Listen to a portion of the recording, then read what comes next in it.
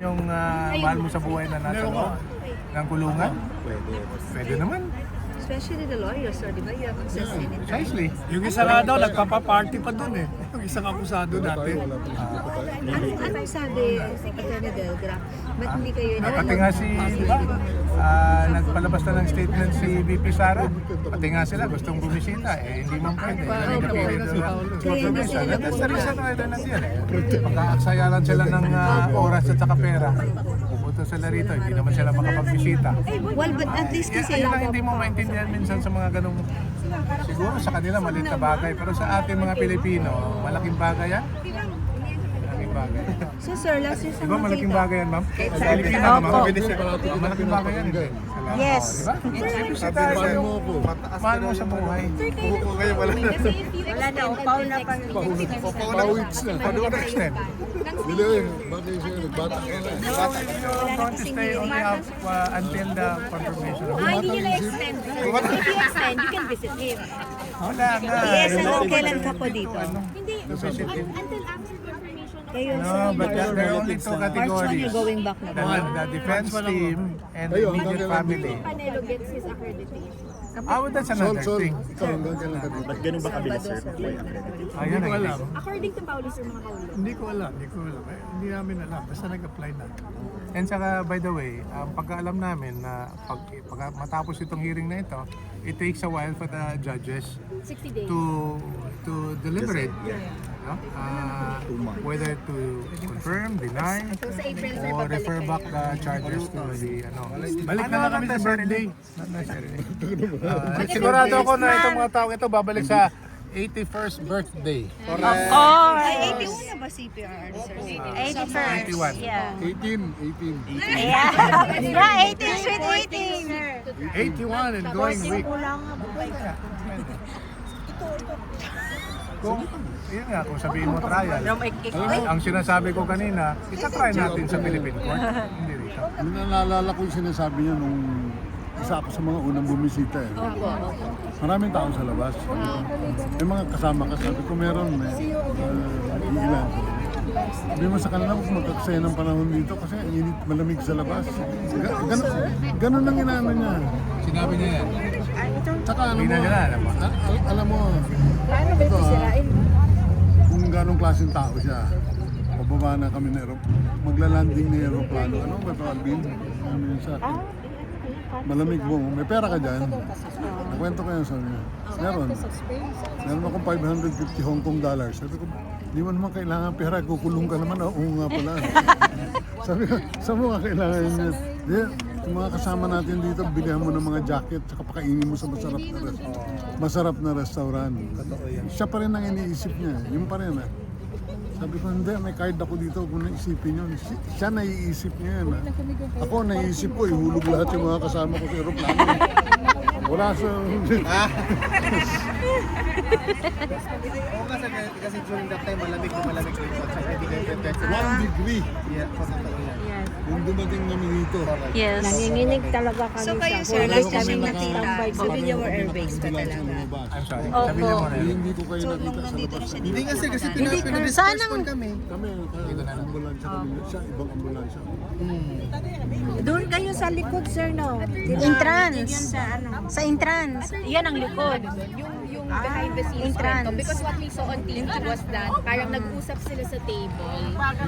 Nung sa Villamor pa, sir. Nag-usap sila sa table, tapos the next Sino thing, sila nag-usap? sila President, former PRRD, At saka si? tsaka yung arresting officers. Hindi po namin nakikita kasi sa Sino video ni arresting Kitty. officer na? Hindi namin alam, sir, kasi sa video ni Kitty, nakatutok lang po. Marami na sa social Kay, media. Baka kay- mainstream media ang tinututukan nyo. Sir, hindi nakapasok ang mainstream sa No, I'm talking about inside. days, weeks, Anyway, months after. Sir, nakat kasi yung video from nakaupo siya to biglang pinapasok na sa airport. What was, sir, the final straw na Ano? nadala na paakyat Bakit? ng airplane? Pinipilit na ni Torre. Tinutulak. Nakakunin si President. parang may galit pa Despite sa the mainstream. objection of the President. Parang may galit In the words of the President, when he was informed na kidnapping, Dadalhin na siya. adalin sa Hague. Hindi pa kidnapping sabi na dalhin ka sa Hague. His exact words, that's kidnapping. Quote and quote. Alam niya. Dineclare niya agad, sir, na. Dineclare niya. You want to see the video? I'll send it to you. In the row. Ibig sabihin, he knows his law Yes. and he knows his right as a citizen. Sir, ano yung final sinabi para I'm not sure if mapapayag is the right term, but to... If there's a common plan and you want that common plan to succeed, kahit na anong gusto mong sabihin na labag na sa batas, ay yun talagang gagawin nila. Pero sir, finally nag-concede na rin siya, sir, di ba, na he will go na lang. Yeah, what Or made him... he was literally like forced at binitbit talaga siya papunta aeroplano. Ganun. That's proven. Talagang Talagang... hinihila. Proven yun, ma'am. Merong witness. Sana, si E.S. Meldaldea was on the right side, I was on the left side. The first attempt of General Torre was kinakausap at hinihila, and eventually pumunta muna sa kabila, hinihila ako. Buti na lang andun si Kitty. Sabi ni Kitty, huwag mong hawakan ang bugado, huwag mong hawakan ang bugado. Kaya nagpapasalamat ako kay Kitty tungkol dun. But eventually umatras si Torre, binalikan si E.S. Hinawak-hawakan si E.S. Kakasuhan nga daw eh. Oh, Inaresto. hinawak-hawakan. ES, you were Kaya, arrested? Pinusasan ka, ES? hindi, sabi ni ES na wag mo akong hawakan, wag mo akong hawakan. Siguro na yung pagkapulis niya natamaan. Sabi niya, you're now under arrest. Alam mo, at that point in time, wala ka na magagawa. Wala ka na magagawa. Ilan lang kami sa loob. 7,000 pulis daw yung nagbabantay sa amin. Kaya dapat mag-surrender na si PRRD kasi maraming krimen nang nangyayari. Iisang tao lang naman yung huhulihin nila sa loob. I'll tell you something pala. Daming madamay. Some details na hindi pa masyadong klaro. Siguro alam niya ito. Pero nung dumating ako, kasi umabol kami, no? I was surprised. By the way, the 3 doctors were also not allowed Yes, opo, we were there to enter the plane and to see the former president sa NAIA. So when he was brought to Villamor Air umabol kami. Pagpasok ko doon, nauna pa yung doktor. Ini-examine na yung si former president. Ini-examine. But eventually, sabi nga, he was already under the custody. Inarrest ko. Sabi ng doktor, and then she conferred with me. Attorney, kailangan sandalin sa ospital. Because of a medical emergency. So kinausap ko si Torre. Sabi na, ayaw, may doktor tayo rito. Yung ganun. But the point there is, if you have a medical emergency, even if he's already arrested, you have to bring that person to the nearest hospital if need be. As in this case, and he would still be under the custody of the arresting officer. Pero dadalhin mo sa hospital. Pero ang plano nga, hindi na makakalabas sa Villamor. Doon natin nalaman na hindi talaga siya makakalabas, however way. Except into the plane and flown today. Sir, itong mga human rights violation, yung question sa jurisdiction, would it have a merit? Would it matter sa ginagawang hearing ng confirmation of charges sa iyo? Or It's the case that is put up by the prosecution. Ibig sabihin, they carry the cases of the alleged victims. But I don't know how Attorney Kaufman will deal with that particular detail or details for that matter, so far as the fact that he was forced to be brought here. Basically, is still in line with the issue of jurisdiction. Thank you, sir. Thank you po. Ma'am, may pag-iusap ako. Ano po yun? Okay lang if you see print, have that video posted in your outfit. I'm sorry po.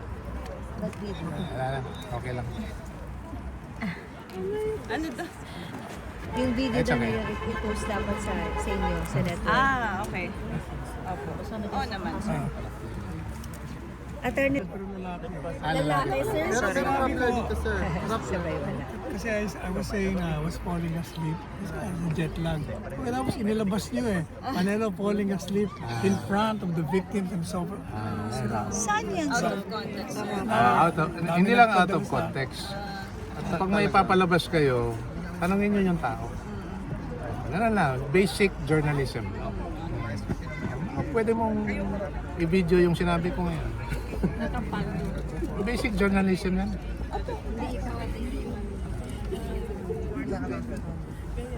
Okay, attorney, thank you so much for information. Wala mo. Natanong na namin si Wala kang, as of now, prosecution pa lang nag-represent Opo. Till we have heard three sides of the defense. Pero ano masasabi ko ninyo? Dahil Personally, I see it as a political something. Walang wala detention dito eh. Saan? Chapter 6 eh. Attorney, what made you say so? Can you give us further insights on saan po nanggagaling, where that point of view is stemming from? Well,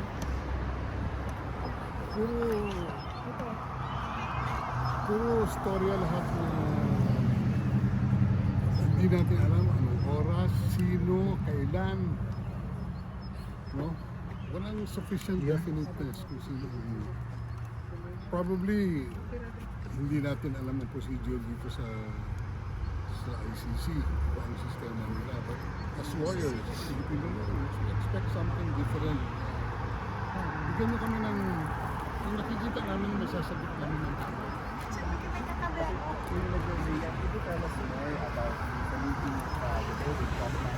Wala kung ano lang yung process ano. Alam mo, it's ano, baka nila yan, we do not want to intervene in what they're going to do. Of course, ano lang yan, we just need to observe. And we were hoping that we could get a glimpse of our beloved president. Unfortunately, hindi pwede. So that's where we are right now. Pero, attorney Paco mentioned that every hearing daw, you see each other and then you like you brainstorm, you deliberate. Dahil parang kinukuha rin ata yung... Every hearing, I mean, at the end of the hearing ata nito, sir, the confirmation hearing. ano lang, the first time we met with him was last night. thank you, babe. And the other day, we had a short talk with legal answer. We didn't talk anything about starting the hearing. As you mentioned, kahit this is political, so kahit anong ebidensya. What do you mean by that? So, Hindi, personal na ano ko yun. Alright. Personal observation ko yun. Bigyan nyo kami ng laman para makita namin ano itong pinagsasabi. Kasi, umpisa sa tatlong patay, 4, naging 47, naging 5,000, naging 17,000. Where are we? hindi accurate. And they're saying it's a crime against humanity. Have you watched yung mga criminal cases ng araw during the council war? How many crime against humanity? Hundreds of thousands being killed. Here, we're doing something. It's a national policy. Anong pakialam ng ibang nations dito na itong gusto namin gawin para tumahimik naman yung bansa namin? Pagod na kami. Pagod na siya. We saw it as a last alternative. Baka ito ang pag-asa na linisin natin ang sarili natin. And we were